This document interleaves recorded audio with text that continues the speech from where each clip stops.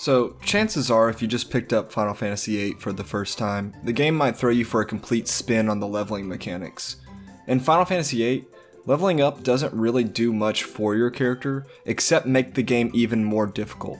And without a basic knowledge of the junctioning and magic systems, the game can get really hard, as well as extremely tedious. Especially if you're in the classic Final Fantasy mentality that the higher level you are, the better. This guide is here to help you figure out how to actually make your character stronger and get you a solid grasp of this unique progression system so you can fully enjoy the game on your first playthrough. Before we begin, let me set some ground rules that mix up the traditional RPG formula to make this game easier to understand. Summons are equipment, magic spells are items are crafting materials, and the fourth and final rule. Now let's go ahead and just jump into a battle without making any changes to the character. One thing you'll notice is that when Squall's ATB gauge fills up, you're going to notice the only thing available is attack. And that's because we haven't set any skills for him yet. So in order to set skills, we need to equip our Guardian Forces, or GFs for short. So to do that, we're going to go to the menu and go to the junction option. So we want to click on the junction menu item there, and then we're going to click on Squall's name. After clicking on Squall's name here, you'll notice that everything's grayed out, and there's a bunch of stats under his name. Now you can go in between different characters and they'll have different stats and everything, but we're going to really focus on Squall because he's the only one in our party.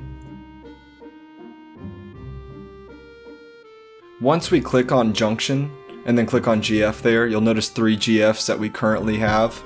We're going to go ahead and equip all 3 of those. But one thing to notice, if you see me shuffle between each GF there, or click one on to equip it, you'll notice some of the grayed out spaces on his stats have now actually filled in white. Keep note of that for later. We will go into what that is used for just a little bit down the road. Now push circle a couple of times and you'll notice it'll get to a menu that looks like this. This is going to show you a bunch of different commands that you can choose to use in battle. Now you'll only be able to use 4 in a current battle and 3 of them are selectable. For right now though, just make sure that you have the draw command and the magic command equipped on Squall for the time being. So now let's go ahead and jump into a battle here. You're going to notice that now Squall's bar has been filled up with all the commands we selected. And the first thing we're going to do is we're going to go in and just select GF. And that's going to allow us to pull up a summon. Now, when you notice that summon has been selected, you'll see his name cover Squall's and a different health bar come up.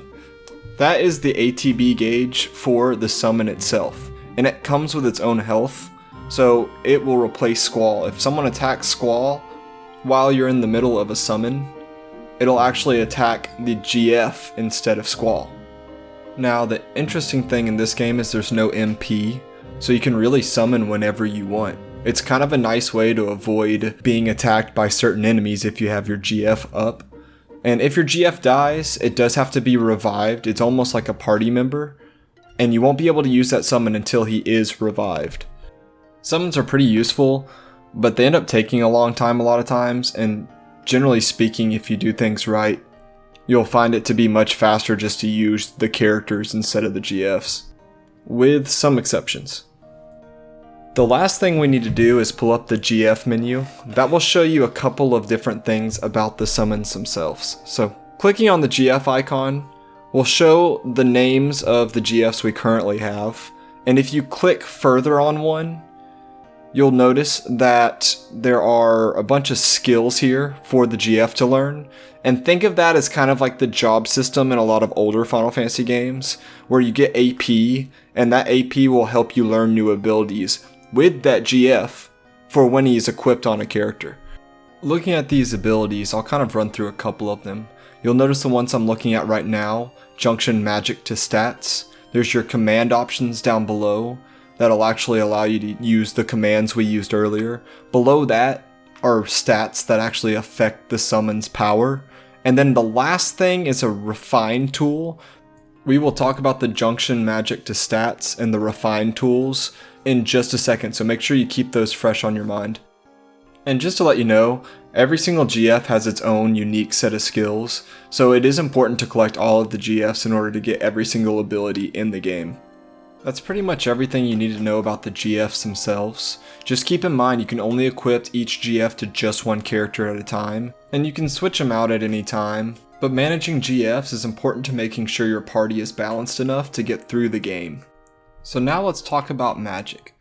The easiest way to think of magic is a physical item, much like your potions or Phoenix Downs in other games. They have finite uses like items, and when you cast one you lose that magic spell. But they can be stocked up and stored in multiple amounts. So now let's talk about drawing, possibly the most important command in the game. You can see that I have to select an enemy to draw from, and what this is going to allow me to do is one of two things. The first will be allowing me to actually steal magic from an enemy in the form of drawing it out of their body. And you'll see on the top here, it'll show how many of whatever magic I did acquire there. Now that will be added to my magic inventory on my character. The second thing you can do is you can actually draw that spell and cast it back at them, which allows you to essentially cast a free spell and not exhaust any that you might have in your inventory. I don't use this too often, but it definitely might come in handy if an enemy does have a good spell to use. Which does bring me to my next point. Every single enemy has their own unique list of spells that you can draw from them. Now let's go back to our menu screen and go to the Magic tab and click on Squall, and you'll notice that you can see those 12 fires that I drew from the enemy. Now you can, when you get a bunch of magic in your magic inventory, arrange them by, damaging attacks, healing attacks, even support spells, stuff like that. So there is a really good, easy way to kind of manage your magic. Now the most important thing to know is we're not keeping magic just for storage use to be able to use later. So now I'm going to probably talk about the most important part of this game, junctioning magic to stats. So let's go back to the junction menu on our main screen, and let's go to Squall there, and you'll see those stats that have been in white just because we junction GFs to them previously. Now when I go into junction, if you click magic instead of GF, instead of equipping GFs, it's going to let me go down to my stats bar here and actually manually go through each of my stats. Now when you get to that point, you'll notice these stats that are whited out, I actually have the ability of assigning magic to those stats. And if you notice, it actually increased the strength stat that I just put the fire on right there. Magic, when you attach it to stats, will actually enhance your abilities and make you a little bit stronger when you're fighting enemies. One thing to notice, however, is different spells have different effectiveness on certain stats. So if you notice that I put the cure on the strength there, it actually went down versus the fire, and I do have 20 of both. In this case, fire actually does enhance my strength more so than the cure does. It's important to know this so you can actually effectively put the right spells to stats. Generally speaking, attack magic does better with physical stats, where cure and healing magic does well with your magic based stats, and then anything in between, your support magic, generally works with just about everything else when it comes to it.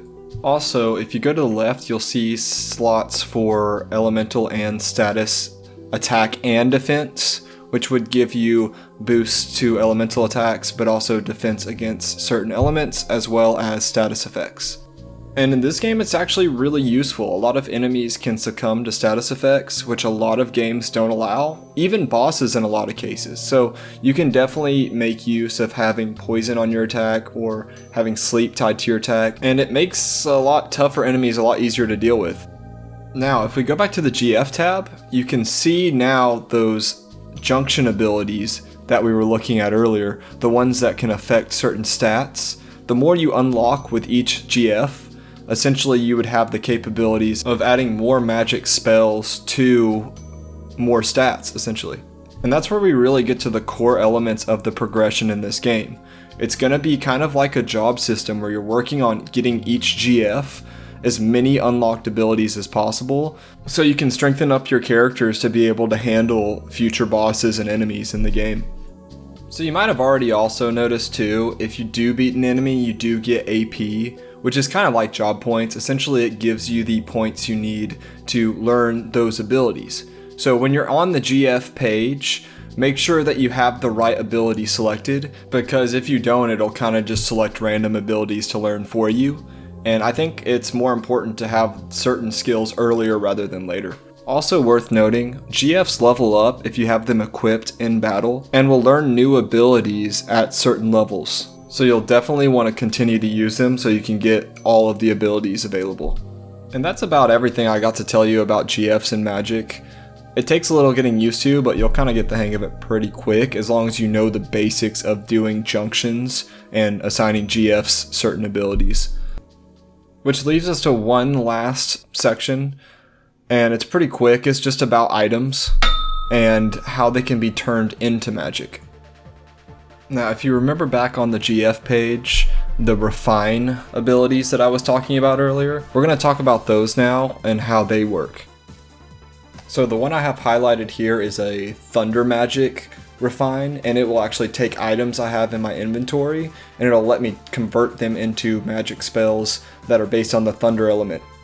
It's important to note that all GFs have their own refine abilities, or at least most of them do, and they're all specific to that GF. So once you have one unlocked, you'll have it on all characters. We just need to learn how to actually refine those items into those spells. And it's pretty easy to do. All you have to do is go to the Abilities tab, and once you click on there, you'll see I have two refines unlocked pretty much, and I have the Ice and Thunder ones. If I were to click on that, you'll see it'll take me to my inventory, and the items that will be refinable will be in white, while the rest of them should be grayed out. A lot of times this will be your main method of loading up on spells, saving you from having to constantly draw from enemies to improve your stats. You also get an ability later on that lets you refine cards that you collect from the Triple Triad into items to be further refined into strong magic. And that's about everything I have. The only thing I'll leave you with after this is just a few points that I think are super important to know. It's worth noting that the more of one magic you have, the stronger it'll improve your stat. So make sure you get all the way up to 100 of whatever magic you want to use to improve your stat with. Also to note, enemies level up with you, and they do learn new spells when they get to higher levels. Make sure that you draw all magic from every single boss in the game. Some bosses have GFs on them that you can draw away from them and you get them permanently. But if you don't do it, you won't get those GFs all the way up until the end of the game. So there are missable GFs unless you make sure that you draw from every single boss. That's everything I got to tell you about Final Fantasy VIII. Don't let it overwhelm you, you'll learn it in due time as you play the game. Just make sure you draw from every single boss. Thanks for watching. If you have any questions, just leave it down in the comments. Have a good one.